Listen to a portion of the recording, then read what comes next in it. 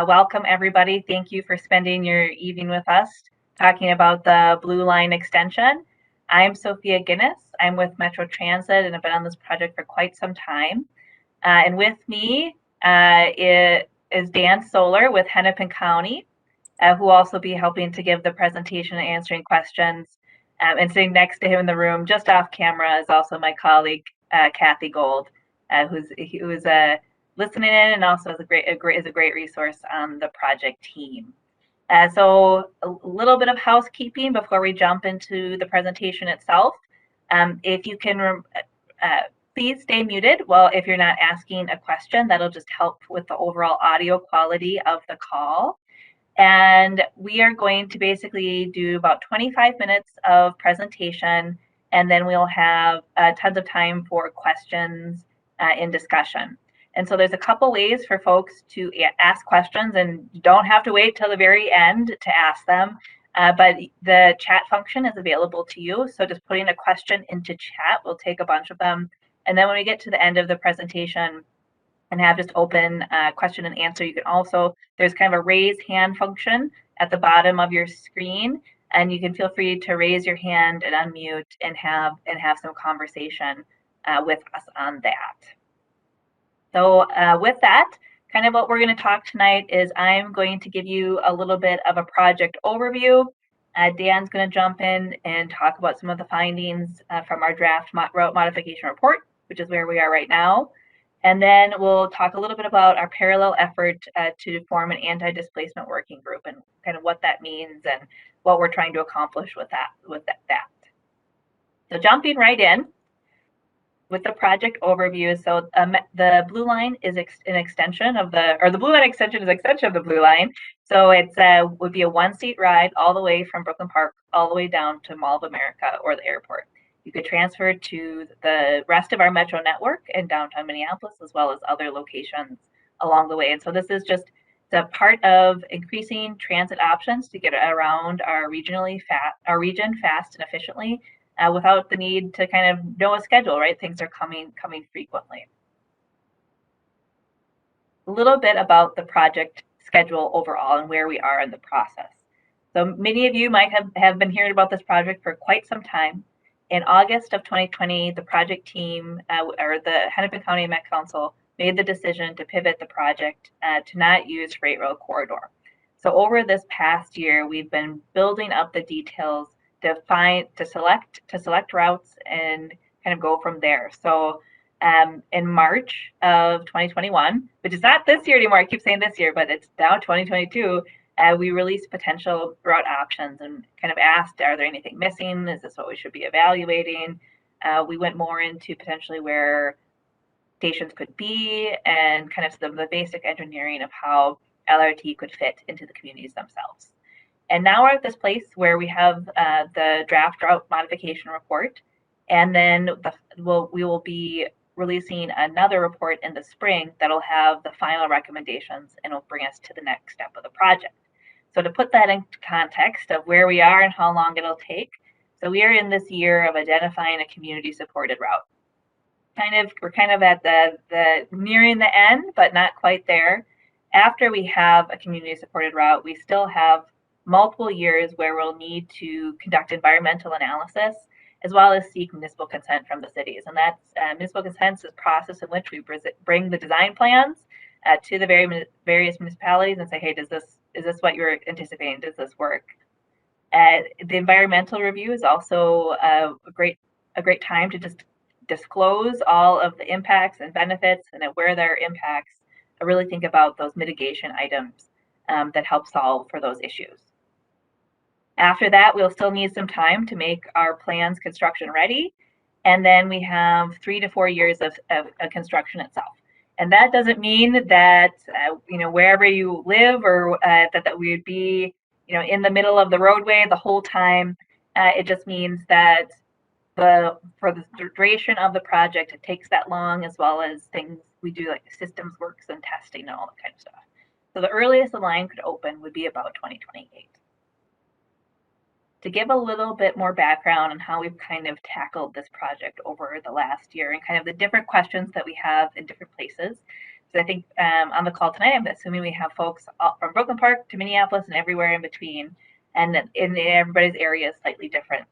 So in Brooklyn Park, since we're not on the freight rail corridor, we were basically able to preserve all the work that had already occurred.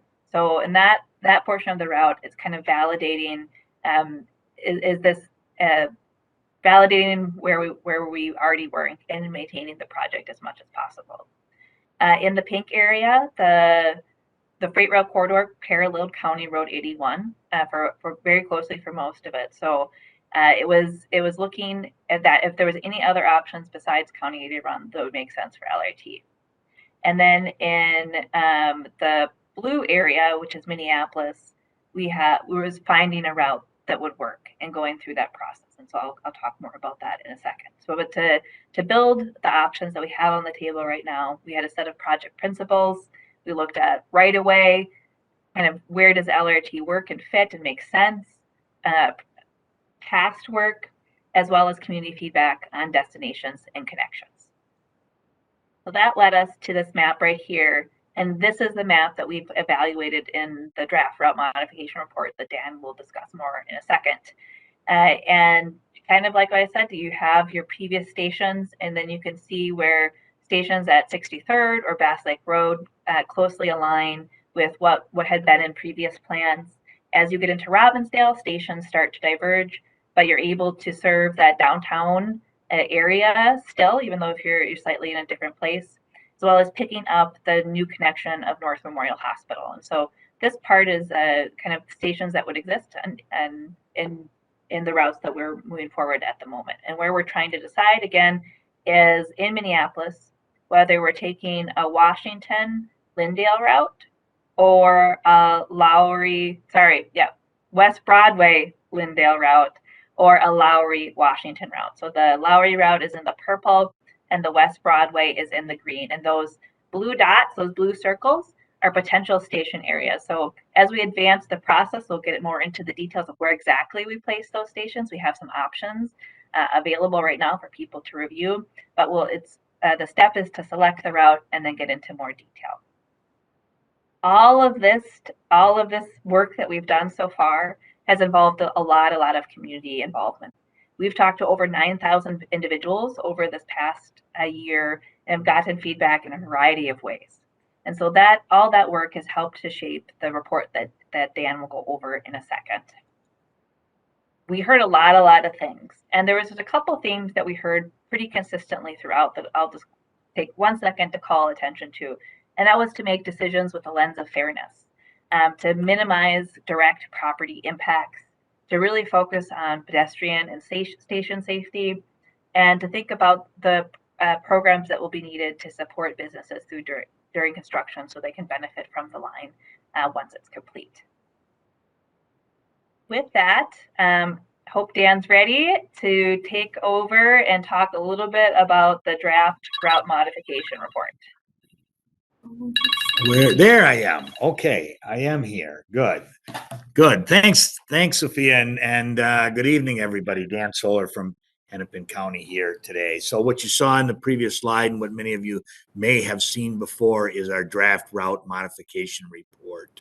And so as Sophia's provided the introduction to that, this becomes kind of the accumulation of a lot of the work that we did in 2021, which was, after we identified kind of the project goals, and then we identified what our potential routes would be, and then we did a lot of preliminary engineering on them. What the goal of the draft report is to take the technical information we gathered and public input that we've gotten, and from all of these engagement pieces that we've done, and evaluate. What it's attempted to do then is evaluate each route against the project principles and against the project goals.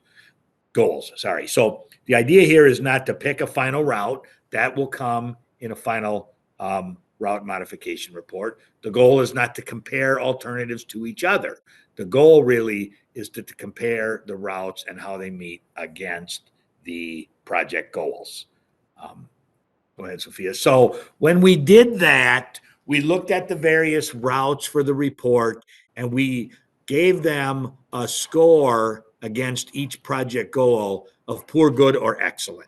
Not a numeric score. There's no numbering piece here. If a piece of the route did not meet the project goals, one of the project goals, it rated as poor. If it met the project goals and provided the benefits as expected to, it was rated as good. And if there were some unique characteristics and it delivered some real positive benefits, those segments rated as excellent. So what you'll see here then, and what is the summary matrix from the report, is how area 2, the first column there, the first column is the 6 project goals that were identified for these routes. And the second column then identifies how the Bottineau, what we call the Bottineau route, or area 2, or essentially Robbinsdale, Crystal, and the south part of Brooklyn Park, where we are running in Highway 81 right away, how that route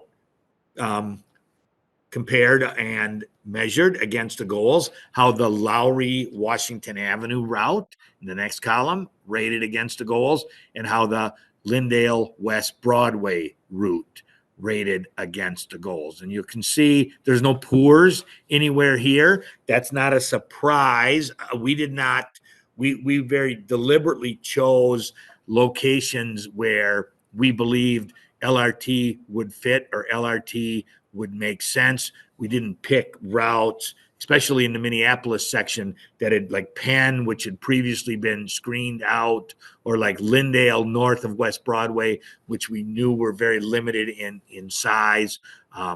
So that's not a surprise. We saw a lot of goods in here, and what you'll see is that a number of rankings in area 2 were rated as excellent, and 3 of the goals versus one of the goals were rated as excellent on West Broadway versus Lowry. So what we want to do today, so partly you didn't see a column in there for area 1. We did not rate the area 1 route portion, or in essence, the West Broadway section, where it's essentially the same as the previous project. We did not rate that against the goals. Number one, we already know that meets the goals. That was all part of the original project. Secondly, we haven't really made any changes in area 1 from the West Broadway alignment from Oak Grove Station to 93rd to 85th and to Brooklyn Boulevard. That's all maintained under its previous design, and so that area is not rated as part of the draft report.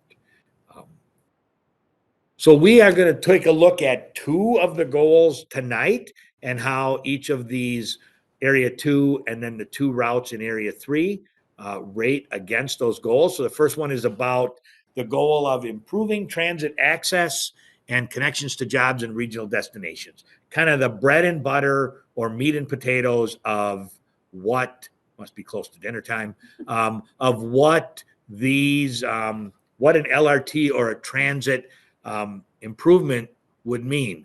Will there be ridership? Will we serve people that have limited access to using vehicles and depend on transit? Do we serve off-peak times? Do we serve reverse commute situations? Is it really truly a transit improvement that serves those things and not just commuter transportation, so to speak? Do we have good linkages to other modes and to other transit systems, like the existing ABRT lines and like the remainder? And then do we have access to the kind of destinations that people utilize transit for, like jobs and housing and healthcare and school? And so what we'll see in terms of our analysis is that for area 2 along Highway 81 in Brooklyn Park, Crystal, and Robbinsdale, that we find that segment to be excellent against this goal. It serves North Memorial Hospital. It serves downtown Robbinsdale. It serves the commercial areas and residential areas around Bass Lake Road and 63rd. The density of potential riders, the density of destinations in terms of shopping and schools and residential properties is very good through here. Also, a high concentration of jobs. And so, as a corridor for a major transit improvement, this segment of Area 2 rates as excellent.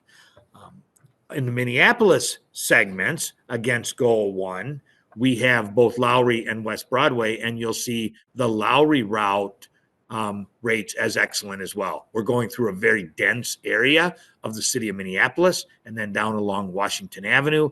We provide connections around Upper Harbor Terminal. We provide connections in the North Loop. We have high service to residential neighborhoods and high service to residential neighborhoods with limited income and residents of color. And so, in that matter, a transit improvement along the Lowry Washington in Goal 1 rates as excellent. Similarly, West Broadway also rates as excellent. Very similar statistics. That's the next slide, guys. Thank you. Again, very high concentration of residents and residential properties, many of them which are lower income households and residents of color. A lot of transit dependent use already within this area. A lot of cultural and community destinations in and around here as well, and really serving the heart of the North Minneapolis cultural and commercial corridor. And so all three of these, Area 2 along 81, and then either Lowry or West Broadway would be excellent in terms of meeting Goal 1 of a transit improvement. Goal 5, the other one we're going to take a little bit of a look at today, is a little bit different. This one is the goal of this project promoting healthy communities, providing sound environmental practices, which would include efforts to address climate change and minimizing impacts to environmental, natural, and cultural resources. So those are part of the measures here.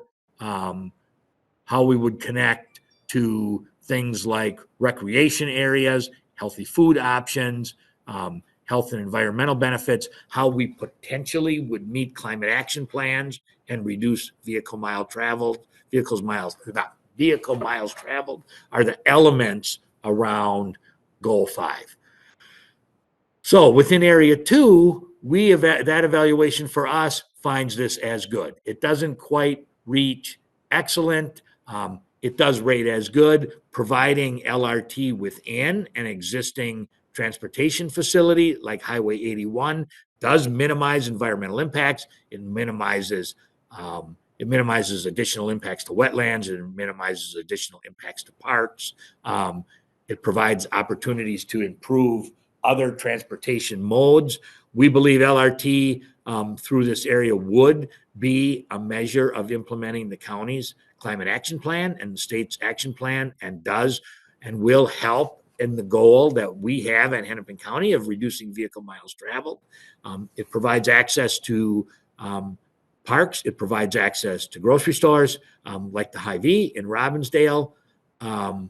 But there is certainly some park impacts, both in Robbinsdale and around North Memorial. Going to need some review, going to need to deal with those pieces, air noise impacts as well. So this rates as good. Within Minneapolis, the Lowry portion we rated as good as well. Again, it's a street running LRT. It doesn't have a lot of overall additional environmental impacts because we're building it in the street, and it does provide access to regional parks along portions of it. But there are certainly construction and some, like I say, noise and air and other environmental impacts that we'll have to deal with. We also would expect this route to reduce vehicle miles traveled as well. And again, similarly with West Broadway. West Broadway has many destinations along it. There's the Cub Foods and other grocery stores along the segment of West Broadway. It's very close to North Commons Park and other regional parks, and so that provides an asset for serving that. We would expect a little more vehicle miles traveled reduction with regard to West Broadway than we had previously on the Lowry route. But again, it's a very tight street. There'll be a lot of environmental impacts associated with impacts to right-of-way and adjacent properties that we are going to have to work through. And so it doesn't really reach the level of excellence. So each of these three routes, in summary, kind of each of these three routes helps provide what we would consider a climate-friendly and healthy-friendly transportation alternative, but they also do have their levels of environmental impacts as well. And so they don't rate as excellent, but as good. So those are just two of the six goals. And if you have an opportunity to see the report or to look at some of the details there, you can find a little more detail about each of the other goals. What does that leave us then?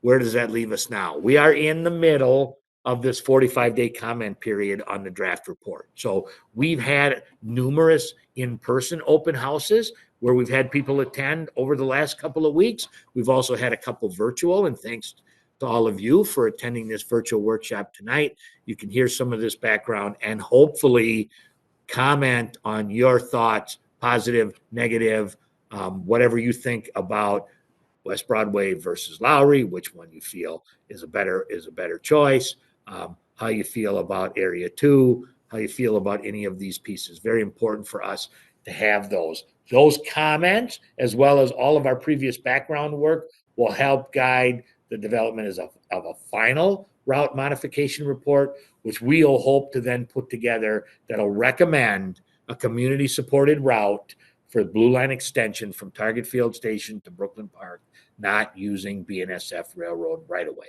And as we pull that together into its final form, then as that moves forward, we would then begin our environmental work in the summer, which then kind of leads us forward into all of the work we need to do a further, deeper study of the chosen alternative. What are the impacts? What are the mitigation measures? And how to move this piece forward.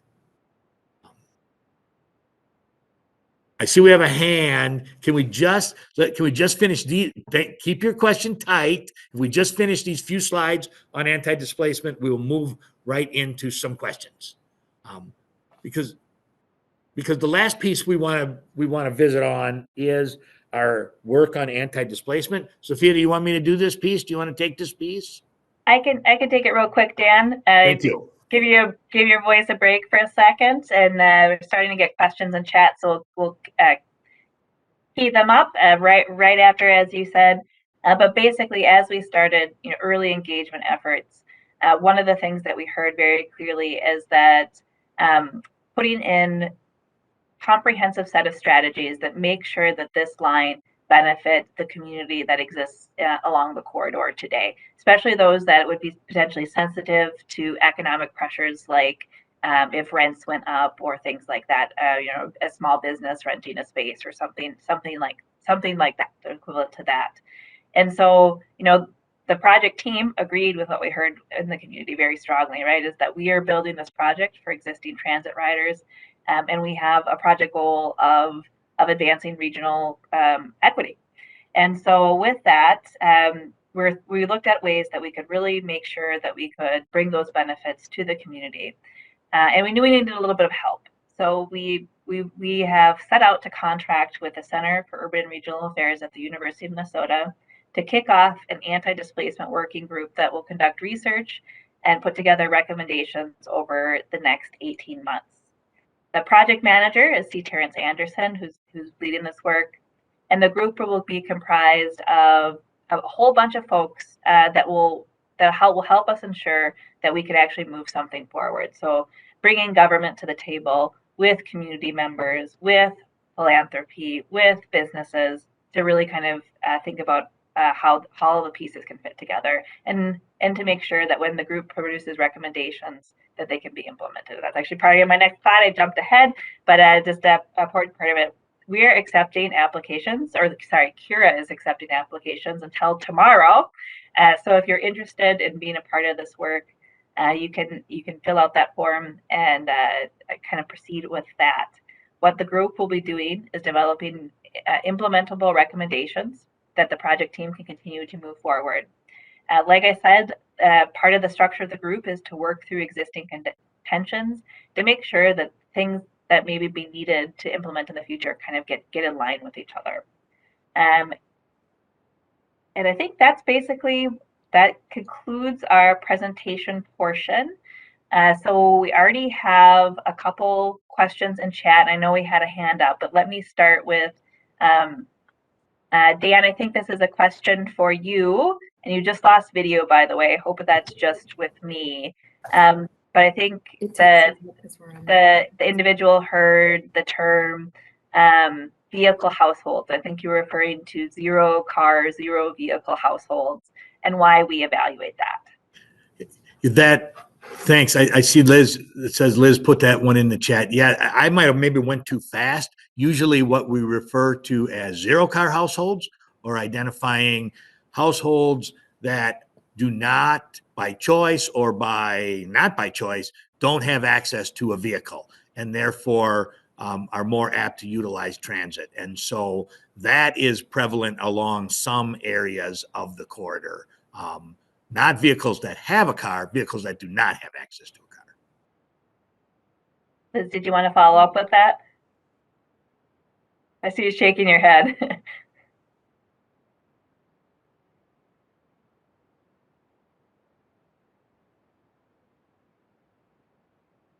Liz, we cannot hear you.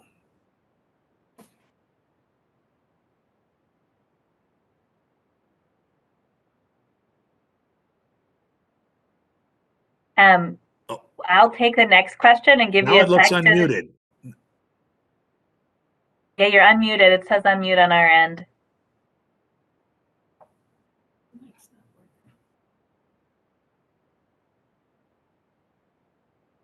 Type it. Okay, I'll take the next question as you're kind of adding that to the chat. So the next question is from Mike, and he asks, "Are you still contemplating an elevated track on along West Broadway in North Minneapolis?" And he's actually asking because he's concerned if that's still on the drawing board. The answer to that, Mike, good question. We did draw up and provide some possibilities. What we found as we presented that at a number of sessions is that the size of a structure to build an elevated section over West Broadway, the impacts on the adjacent properties and the distance around them really did not come off favorably. And so we have not gotten any real positive benefits about why an elevated section through the north side would make sense. And so nothing's really on or off the drawing board, but it's really not being contemplated as an option moving forward in North Minneapolis along West Broadway any longer. I'll take the next question, which is Liz Fry says, I live in North Minneapolis and there's a rich density of people of color. What portion of folks have participated in this discussion so far would you say are Northsiders and are people of color? Also, did residents of North Minneapolis have a say in having Cura involved? And I'll take the first one and then the second one, which is we've been heavily involved, engaged with residents on the north side through a variety of methods, both attending community events, participating in kind of one-on-one conversations. We've done a lot of door knocking and chatting with like the businesses, working through organizations. We've had a community cohort, as we call them, contracted to help further engagement, and they represent various neighborhood or cultural organizations to help further that reach. And we track kind of what we consider EJ population, so people of color, folks that various groups that you have to pay attention to in particular. And for overall, we've had many conversations that fit into that category. So a lot of intentional efforts to be very inclusive and targeted to make sure that we're hearing from diverse voices. To the second question of how did we pick Kira? How was that decided? How all of that process was involved. And so when we solicited RFPs, so requests for proposals for Kira, we have a community and business advisory committee.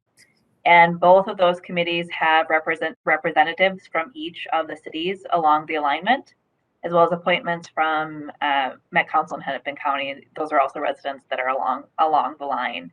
And we had representatives from that group basically review the applications with us to make sure that the community voice was included in selecting the consultant. We also, before we even asked for RFPs or requests for proposals, we solicited feedback on kind of what should be included and possible groups that we should reach out to that could do this work.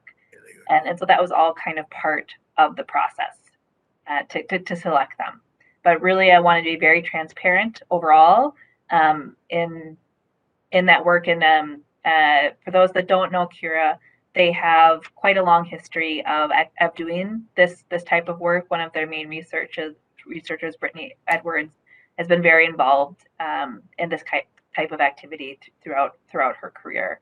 So not only some folks might know C. Terrence from some of his transit work before, but they have a very robust team of people. And their research model really involves not like just parachuting in and parachuting out, but a very collaborative process.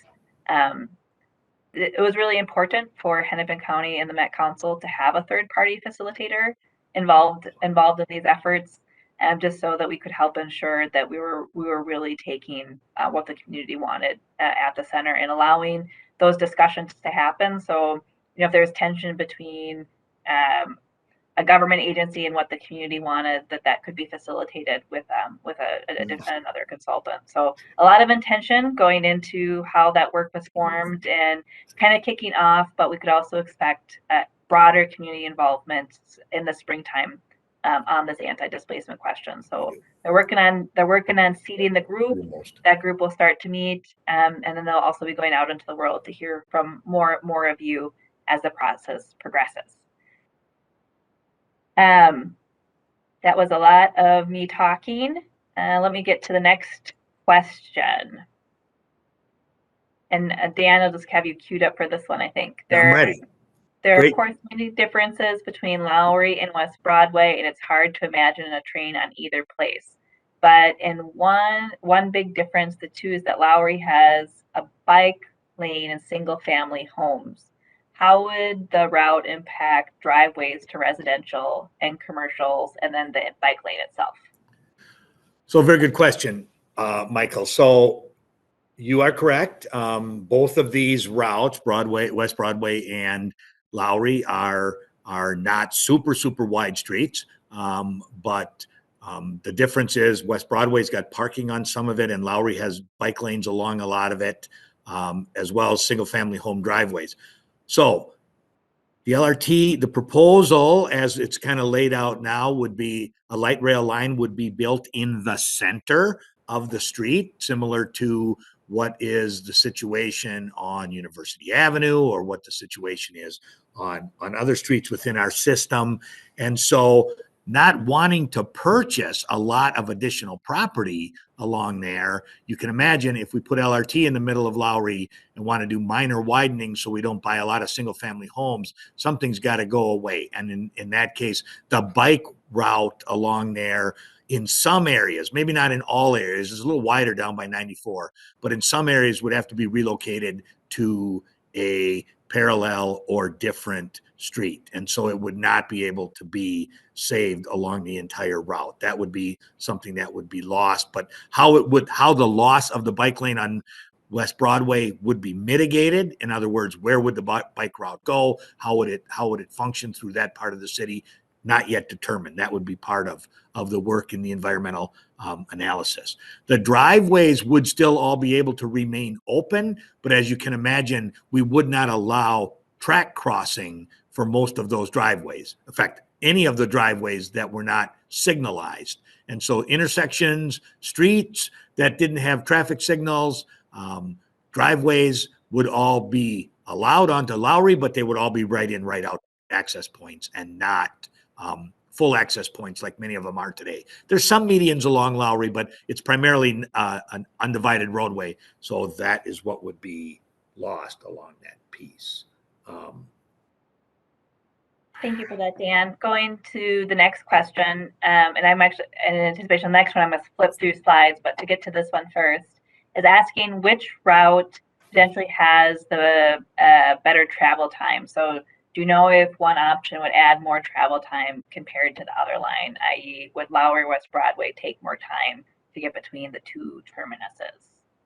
Well, and I think that one can be somewhat answered based on the fact that Lowry is a little bit long. The Lowry Washington route, if you think about from its essence the Minneapolis border, the Lowry Washington North Loop to Target Field Station is longer. It's kind of the sides of the triangle versus West Broadway over to Lyndale across 94. So that has the potential for it to be a little bit longer. And then Sophia, I'll go right into the next question as well. You can identify on here that we identified that the West Broadway route would have a station area in and around Penn. It would have a station area in and around Emerson Fremont, and then it would have a station in and around Lyndale and Plymouth. So that's 3 stations. The Lowry route may have as many as 5. So a station at Penn, a station around Emerson Fremont, one along Washington up near Lowry, kind of a Upper Harbor Terminal area station, one along Washington at West Broadway, and then one somewhere in kind of the North Loop, Plymouth and Washington area before it comes into Target Field Station. So simply by being a little bit longer and simply by having maybe as many as 5 stops versus 3, the Lowry route would have a longer travel time. And then hopefully we've answered the next question about the proposed stops. That's where they are now, they're identified not so much as stops as station study areas, meaning the likelihood of a stop there is very high, but does it go north or south of Penn? Does it go either side of Penn? The exact alignment, not quite known. And this kind of the next question is about schedule. And it is kind of, again, comparing the two options I think in Minneapolis, which is, and they're asking if they missed this in the presentation. We didn't necessarily address this particular question. Is there a construction time difference between these two options? And maybe I'll keep that off, Dan, since like maybe you're thinking a little bit. Right now, we haven't identified that there would be a difference. There, as Dan said, there is one route is slightly longer. There might be an additional station that likely doesn't have a substantial amount of time difference. There'll be challenges with any kind of construction, and it'll be something that we'll explore further. But it won't necessarily be the decision between the two. Anything to add with that, Dan? No, I mean, the type of construction through the West Broadway area, through the Lowry and Washington area are very similar. We're talking about rebuilding the street and rebuilding the street with LRT within it, and then rebuilding kind of out from the outside of the sidewalks to the outside of the sidewalks. So as long as there isn't a tunnel or bridges or anything else in those areas, which there is not, the construction times would be relatively the same. Going on to the next question, they're asking about the map showed about 3,000 residents in downtown Robbinsdale, but there are no households that have access to a vehicle, 0 car households. I find that hard to believe. I live in Robbinsdale. And then she's explaining about her mute button. And so I think maybe we're talking about just the percentage of folks that have 0 car households. I don't think we were saying that they're not, that the whole city doesn't have access to cars. Well, I also think, if I'm not mistaken, Liz, I thought we'd talked about this. When it says there are no households that have access to a car, 0 car households, That's not what that does. What this means is a zero car household is one that does not have access to a car. So there likely aren't any households in Robbinsdale, downtown Robbinsdale, that are zero car households that don't have some access to a car. I know that's a little confusing. Hopefully we got that a little cleared up. Okay, going on to the next question, and maybe if Liz has additional, we can go back to that particular point.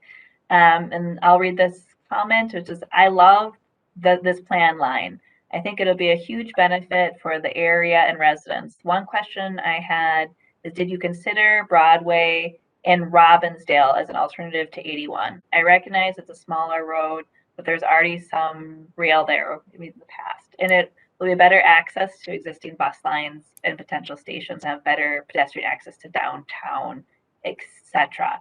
So, Dan, maybe that was a question that we had before about West Broadway and Robbinsdale. Maybe talk about why we don't see it on the map right now. So, number one, Robbinsdale said, no way, no how are we going to put LRT on West Broadway. Secondly, it's just too narrow. I mean, it's a very small street today. It has on-street parking along both sides. It's essentially Main Street in downtown Robbinsdale. And I'm speaking mostly about the segment, say, from 36th to 42nd, which is really downtown, downtown Robbinsdale. If there was no parking along the street and light rail was in there, I mean, that certainly was not something Robbinsdale wanted to see. The city of Robbinsdale wanted to see. Not that 81 is even favored by everyone associated with this. Certainly along West Broadway was not. In the other areas, north, like up through Crystal, where you talk about access to Target, it just doesn't have the available space like we believe is available on Highway 81 to serve it there. So yes, it was considered, but it was taken off the table fairly early.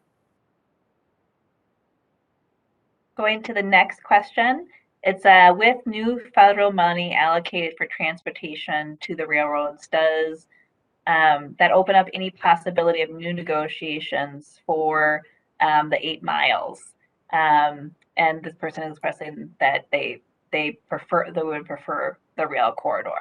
So maybe give some background of all the things that occurred with the railroad to try to get a deal, and then just kind of how the step that we've moved forward, we're really not going back at this point. If you want to go into that, Dan.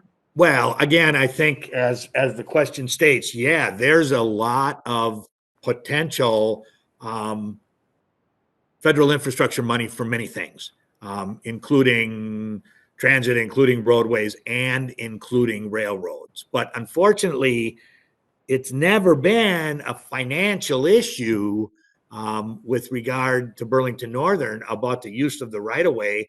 We made many inroads to things like, as we talked about it, we discussed with them often, were there things we could do as Met Council in Hennepin County to help improve their system somewhere else to make it more amenable to use their right of way in Robbinsdale and Crystal along the Monticello subdivision where our previous alignment was.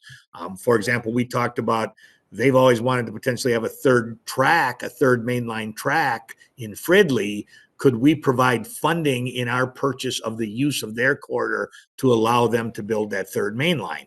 And that was also always declined. And so whether or not additional federal funding that allows them to make different improvements on their system would allow them to open negotiations, I don't know. We're not hearing from them. Are our policymakers willing to use that as a catalyst to call them back and see if they're interested? I don't know. That's certainly something we can review with our county board members and Met Council members. I don't see that as a high possibility.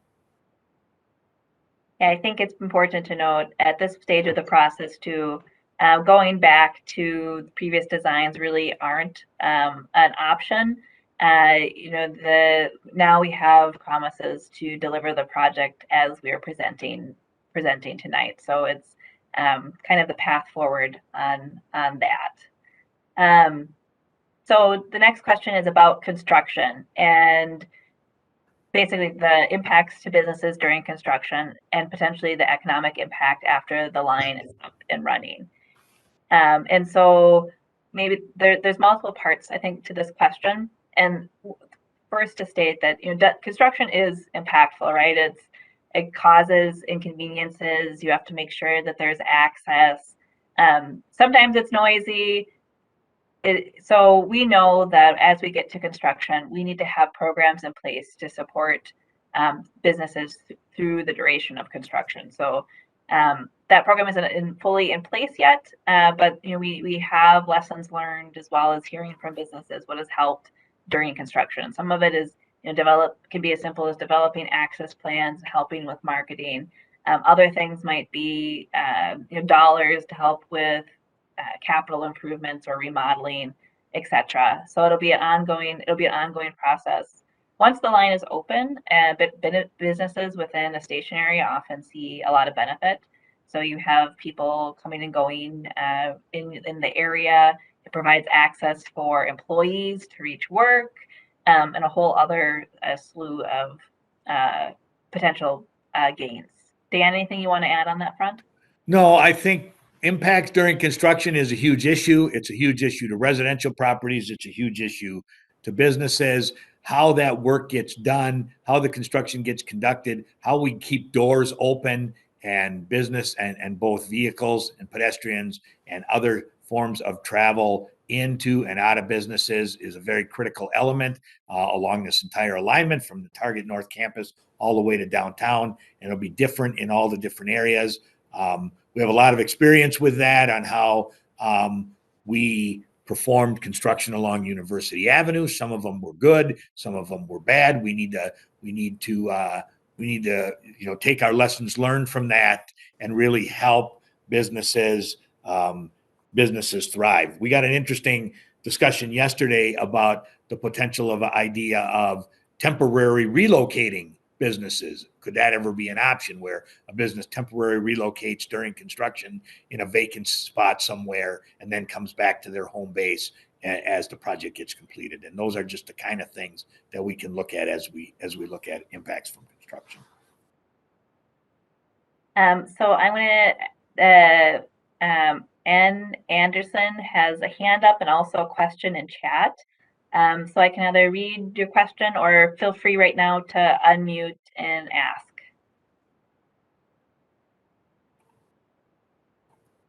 Okay, hand went down. So I will just take the question and I'll come back to the question from Concerned Citizen. So with all your interactions as it pertains to North Businesses neighborhood, what has been the feeling towards the LR, which is light rail? We never hear what those findings are. And so as we've done engagement, we have every quarter of our engagement report online. So you are free to go to our website and basically see all the feedback that we've gotten throughout the process. The same here as we get to this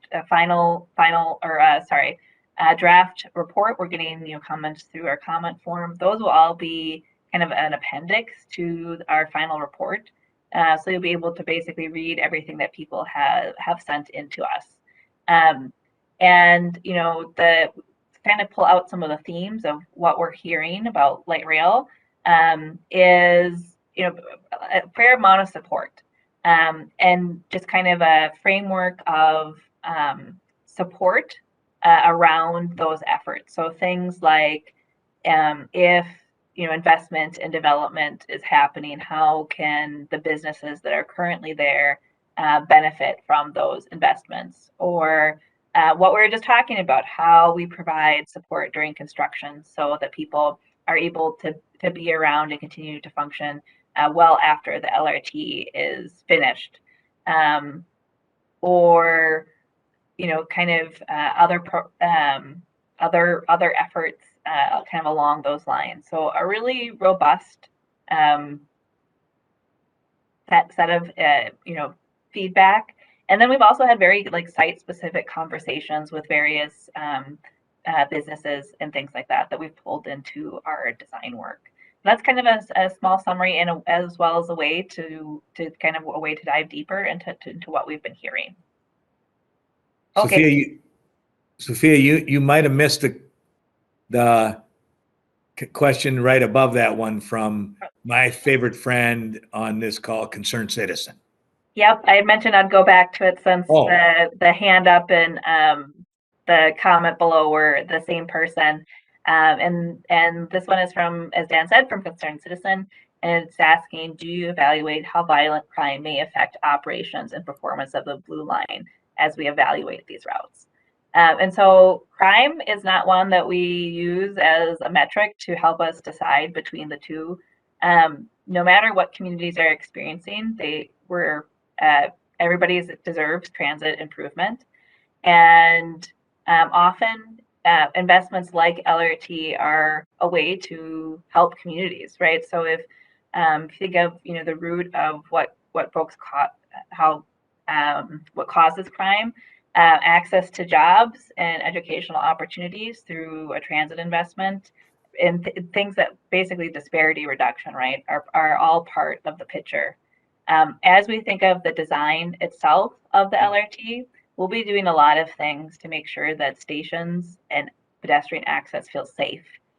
So well, that is station cameras and lighting and pedestrian crossings and having safe pedestrian crossings, as well as kind of the operational considerations that you have when you open the line. So hiring additional Metro Transit police and support staff that help all work to address safety on an ongoing basis.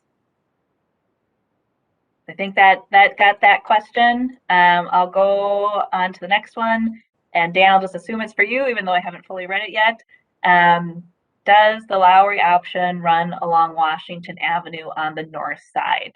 What is the density on the east side of 94, that portion of the route? Mostly industrial from my perspective. Lowry 94 would hug the route, posing a geographic barrier to the high density residential neighborhoods on the west. So I think that's more of a comment for us, and we can talk about that specifically, is that we've kind of even identified that the river and 94 act as barriers potentially to accessing the stations. And that is part of what we'll continue to evaluate. Dan, anyways? and Sophia, have I lost my camera? Nope, I can see you. Oh, okay. So, I mean, that's a really good point that Bob makes here, because when we looked at this, the key was a Lowry route running along Lowry. But one of the things you got to do to have a route along Lowry is you've got to get there. You've got to get there from downtown. So we looked at a number of north-south routes to do that. Obviously, Penn and Emerson Fremont will have the C and D lines that will run arterial BRT. Plus, they're not real narrow, or they're not real wide routes. We also, you can see the West Broadway route comes from downtown and comes up Lyndale. We also looked at the idea of taking Lyndale north up to Lowry from West Broadway. Very narrow, would have required significant right-of-way acquisition of single-family homes along Lyndale.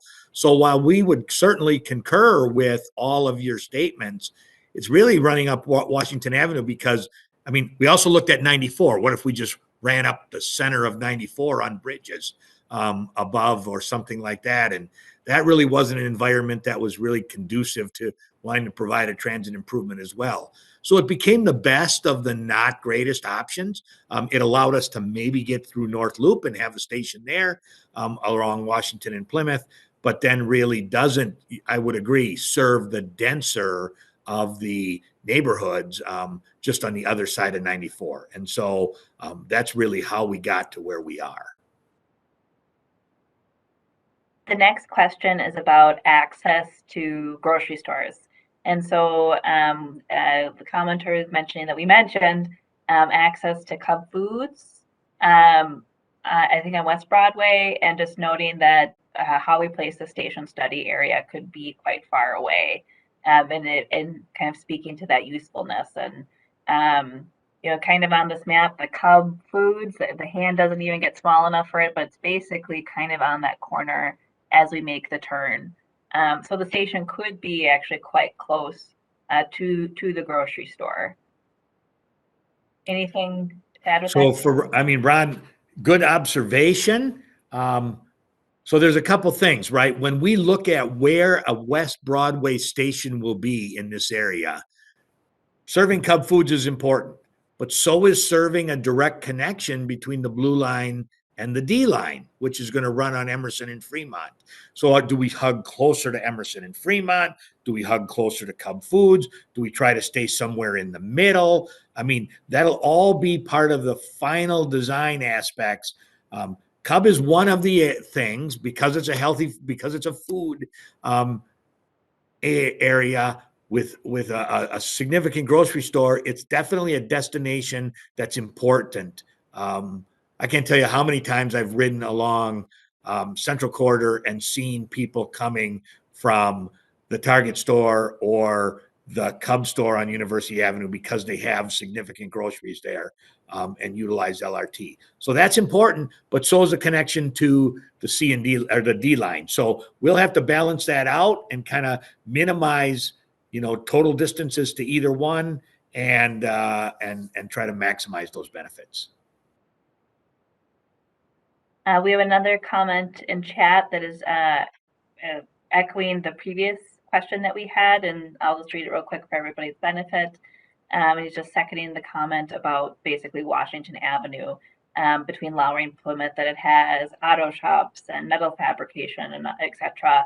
And it doesn't feel for this commenter that it's not the type of establishment that is served by light rail or the best kind of connection there, and that 94 is a barrier for the residential areas to the west. So for folks that would be coming from those residential areas trying to access the stations. Going to the next question from the, I just lost it, from the Imam. Sorry, I clicked the wrong thing. He's asking about basically investment to impacted areas along the project and what could that look like? Is it just right along the line, or could it extend deeper into the community? Kind of a multi-part question.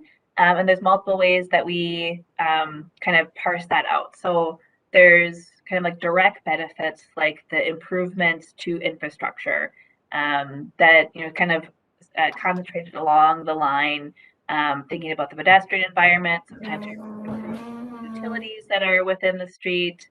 There's also mitigation that comes out of our environmental studies. And then what could come out of the anti-displacement work and how broad that could be for the community hasn't fully been identified yet. We're still very early in that process and need to have a very deep conversation with the community. We've had conversations, for example, about jobs training programs, or especially ones that target younger people. And we have past practices. Metro Transit already has a jobs program that we could lean into and expand. And so there's kind of a list that we're already starting to track as options, but a lot of work still left to do. Anything else to include with that question, Dan? No, I just think that, it's hard to say exactly how deep within the community an investment like this will be, but certainly within what I would call walking distance of the stations, we will see investment that comes in for housing or retail or commercial. And we've seen that in areas along University Avenue. I can certainly say that even in some of the station areas that got added towards the end, some level of investment, private, sometimes with public financing and sometimes without, went in along many areas, and then in other areas close to LRT as well. So it does hopefully provide a economic development stimulus to any area where it's built, as well as the transportation improvement that it's doing. And we would be very happy to continue this conversation with you and kind of the interest that you have in this topic as well, going forward. I'll take the next question now. Um, and I think this commenter has identified a next step that the project team also needs to engage in terms of both pedestrian crossings. But so I'll read the comment. Crosswalks already in severe shortage on Lowry, and we frequently have people dangerously jaywalking across the street at random locations between traffic. The Lowry proposal would seem to exacerbate this issue. How would you help pedestrians safely cross whatever street the line ends up on? So one of the things, as Dan kind of thinks about his part of the answer as well, is kind of the mid-block crossing option. And we have some examples online at university, how that has worked and how you can make a very safe crossing for people to kind of get across the road. So that would be part of the equation that we would have. So you have your signalized intersections, and then how do you deal with unsignalized intersections and making sure that you have enough pedestrian crossings so people can get around the neighborhood. I think on both routes, there's gaps that we need to kind of fill in terms of identifying those pedestrian crossings. Dan, what would you like to add to that? I mean, I would add that if we build an LRT down the street, and there's a train now that runs down the street, we want to minimize unprotected jaywalking type crossings along the street, both because of vehicle traffic and because of the train. So in order to do that, you have to then put in an adequate number of safely designed, signed, and signalized pedestrian crossing locations so that someone that comes up to Lowry from the neighborhood doesn't say, I'm not going to walk 6 blocks down there to a safe crossing. I'm just going to cross. So it can't be too far away that anybody that comes up to Lowry either is in close proximity that they can access either a traffic signalized crossing that's at an intersection with a traffic signal, or an unsignalized, signed and striped crossing that provides both safe roadway street crossing and track crossing as well. Where all those locations would go, how they would be spaced, what the exact signing configuration will be are all design details to be done. But this is a very, very important point, because if you do not provide an adequate number of safe locations for people to cross, then they will cross wherever. You're not going to stop everyone, but it will cause even logical thinking pedestrians to cross in unsafe spots, and that's what we don't want to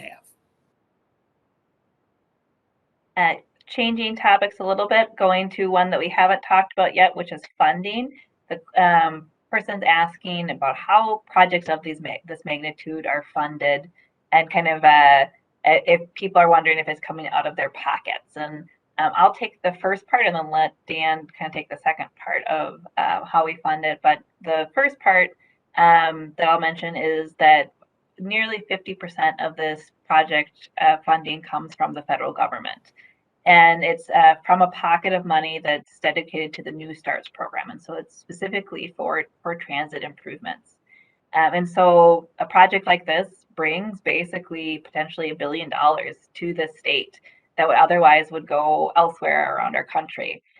So, it's leveraging federal dollars to help benefit our local communities.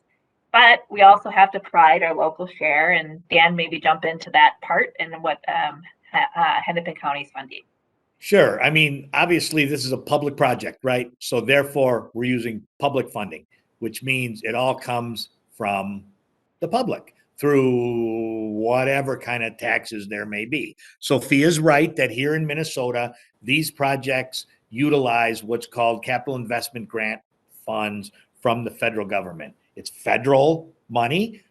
It's federal funding that isn't always coming to our state, but if we qualify, we would get those costs. And so that doesn't mean it isn't public and that you haven't paid for it. But that is how we get a good portion of the funds. The local share, which is usually about half, and let's be clear here. When we talk about this, we're talking about a project that would cost anywhere from 1.5 to $2 billion to build. The local share primarily comes from Hennepin County sales and use taxes, which is the additional sales tax that is collected within all of Hennepin County for the purpose of implementing transit improvements. Right now, that is the purpose. It's a half a percent of the local sales tax that people pay within Hennepin County. That's collected by Hennepin County for the sole purpose of making transit improvements within the county, this being one of them. So that's really the majority of the funding. There's also sometimes state funding within some. There's some local city dollars in these projects as well. But the two primary sources are Hennepin County sales and use tax and federal dollars. Thank you for that.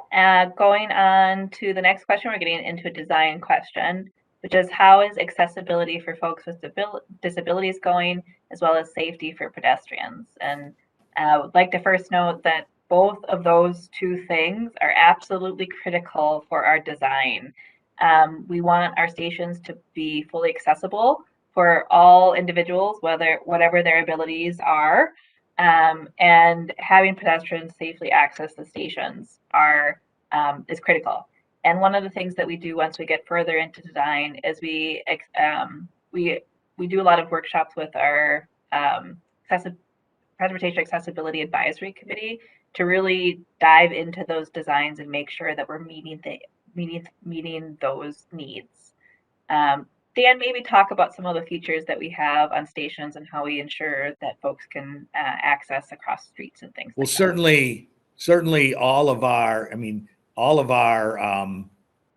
areas, all of our station areas, for example, are fully accessible for wheelchairs. So while there may be a step here or there are also ramps everywhere to provide areas along the entire piece. There are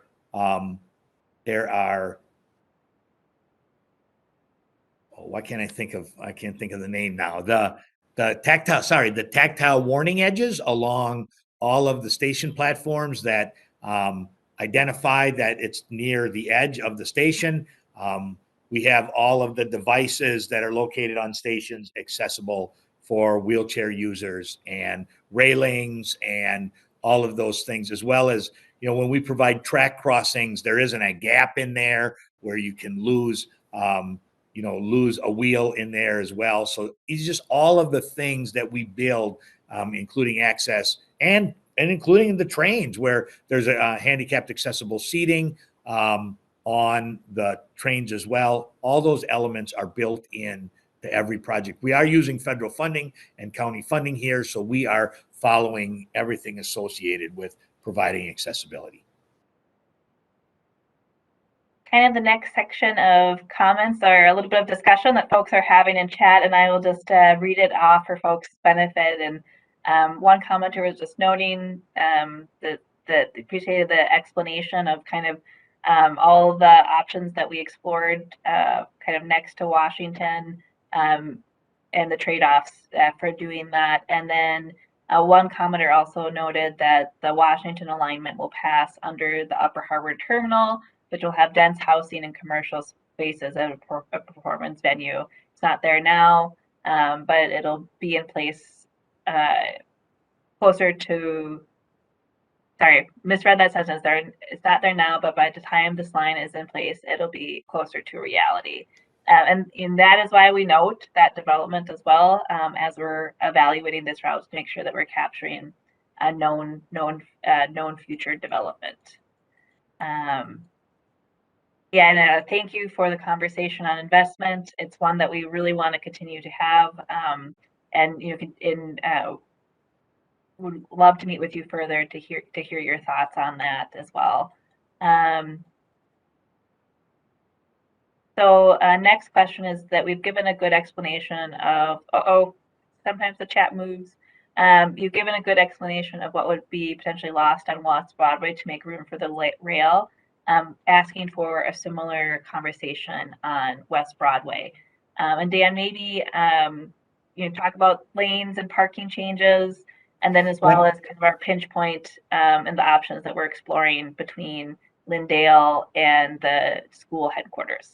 Yeah, so thanks for that question. I mean, yeah, we talked about potentially loss of the bike lane up on Lowry. Really, what gets lost on Broadway is without buying a lot of properties, if we have LRT in the center and we have a roadway on either side, each direction, really pretty much all of the existing on-street parking on West Broadway would have to go away.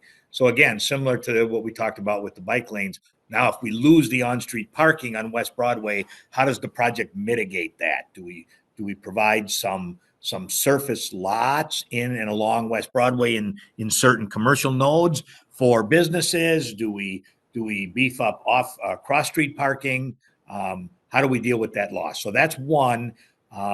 Secondly, again, center running LRT would still require that many of the driveways and unsignalized cross streets that are there today would become right in, right out. There's many more signals on West Broadway today, and so a lot of those would stay open, but we would lose that full access on some of those streets. And we've got a very tight area, on West Broadway between Lindale and Irving. And to try to fit in a roadway in both directions on West Broadway, left turn lanes for all the traffic signalized intersection, a station platform, and LRT on West Broadway, as well as adequate sidewalks. To try to squeeze all that in there may require the acquisition of a lot of businesses. That's not in our goals. And so we've looked at potentially splitting LRT between West Broadway and 21st. And so leaving West Broadway as a two-way street between Lindale and Irving, and having one direction of LRT on West Broadway and one direction of LRT on 21st, one block to the north. We've also have an option that would put LRT on 21st and leave West Broadway as a street and separate those two by one block. Splitting West Broadway into a two-way pair, having LRT in one direction on West Broadway and the other direction of traffic on 21st. So there are also one of kind of maybe shifting to the north and saving businesses on one side and impacting some on the other. So there's a lot of different choices in there. And so the pros and cons of those will be kind of worked out again through the ongoing environmental and design process.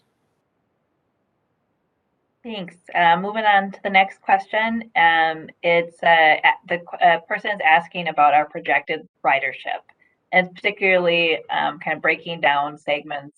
Gave the example of how many people would head um, from downtown Minneapolis out to like the Target site in Brooklyn Park, and that's a really good tee off that improving the reverse commute is actually something that is evaluated and a goal of this project, because um, there's a lot of jobs there's a lot of jobs in downtown Minneapolis, and there will continue to will be, but there's also jobs in the suburbs that people are trying to access. Dan, why don't you take the other part of that question? Well, the ridership is, we don't have enough details to actually know what the ridership for these new routes will be. We expect it will be very similar to the ridership that was generated for the previous alignment. And when we know more about what that is, and I don't want to get this wrong. I want to say I thought the projected ridership was in like the 26,000 rides a day. Um, Measurement, but I don't know that I don't know that I want to quote the wrong number. So we expect it to be very close. One of the things we're learning is the FTA, the federal government, which kind of ranks our projects by ridership. I'm learning that they are saying that utilizing projected ridership in pre-pandemic numbers is somewhat justified, because the belief is the pandemic numbers and currently how roadways are operating is expected to return much more to normal than it is operating at right now. And so what that ridership will be and how that will be considered, is still a very open question right now. I will say that we believe that ridership will be very close to the alignment that we had before, and that secondly, that we believe that ridership will return to kind of the pre-pandemic numbers and usefulness of what we'd had before. Going to the Robbinsdale section of the line, we have a comment from an individual, but I think there's a question in there as well for us, and they're concerned with the change, and had preferred the alignment on the former railroad track, and worried about basically connectivity in Robbinsdale with the new line, making it difficult to cross. And they are noting access for emergency vehicles. So let's talk a little bit about how basically none of the intersections in Robbinsdale are going to be closed, as well as how the train interacts with emergency vehicles, if you wouldn't mind, Dan. Well, again, I mean, certainly noted the comment. We've certainly heard from, numerous people about in Robbinsdale about the former alignment is more preferable to us than utilizing County Road 81. As far as crossing for both emergency vehicles and pedestrians, I mean, I think what Sophia says is right, is that the current traffic signalized intersections in Robbinsdale, Abbott 36th, 35th, 40th, 41st, 42nd, will all continue to be signalized pedestrian crossing locations as well. Emergency vehicles will continue to have emergency vehicle preemption. They will preempt the traffic signals. Vehicles will stop, the train will stop, and they will have the right of way. LRT will operate by the traffic signals. So if a pedestrian has a green, a walking ability to cross the street, the train will stop. And so that's very consistent with operation in other locations along here. We had another commenter, I think echoing the previous comment that they preferred the previous route and don't want it on 81. Going back to another question, it's wondering if there'll be cost to park on West Broadway with any changes that we would make. Good question. Unknown. I mean, to date, when we've talked to the city, there's been no talk of should we put in meters in various spots? Would these be pay ramps or free? I think the idea is to mitigate what's lost. And so, if it's free parking today along West Broadway, how would we find a way to provide free parking in the future? And so I can't answer that absolutely, but that's really the direction we would look to head. Another comment from Robbinsdale, and this person is saying we're very excited about the potential to get light rail service to Robbinsdale, and looking specifically at the station that would potentially serve the business district. They're noting that we had a park and ride by Hubbard Marketplace in the previous designs, and if we have any proposals for that in the new designs. Well, that's a great question. We do have a proposal. So we had a proposed on the previous alignment. We had a proposed downtown Robbinsdale station, and it was by Hubbard Marketplace, and it was over by EMI. And so the idea was to build a fairly significant, about a 550 car park and ride where the existing EMI building is, the former Robbinsdale Farm and Garden building there, and provide that for park and riders with access to the station. In considering a route on 81, the demand is still there for park and ride. We don't believe that a park and ride of that size is necessary along an 81 alignment, 500 or so spaces. That's pretty big. But we think not providing a park and ride of some kind has the potential to allow commuters to spill parking into the downtown area. And so we're proposing somewhere in the proximity of downtown, um, either maybe around the Robin Center or down around Elam Church, somewhere a small park and ride that could serve folks that wanted to come in, park, and then ride north or south from there. Oh, I was going to read the next question and then it went to the next one. That we just have one commenter that's suggesting that we put the link for future virtual meetings right on our homepage versus the meeting tab. I think that's a great idea. We'll take that under advisement, as well as making sure that we're providing QR codes so that people can link more quickly. And we got that feedback last night as well, and we'll take both into considerations for future meetings. We want these to be as accessible as possible, and we're always happy to hear the ways that would help people out. So thank you for both. Let me see if there's this person is saying I'm in the 5-minute zone for the option on West Broadway, so it's preferred for him. Either of these is much better for me than the previous plan, though, which pretty much went around North Side. Thank you for providing that feedback. While it was disappointing that for some neighborhoods that we had to modify the plan, it did give us an opportunity to potentially serve even more folks and more of the heart of North Minneapolis. And that is our goal as we move forward. I think we have time for one more last question if anybody has it. But while folks are maybe thinking of their last comments, I will just put in a pitch that we are accepting comments through January 25th.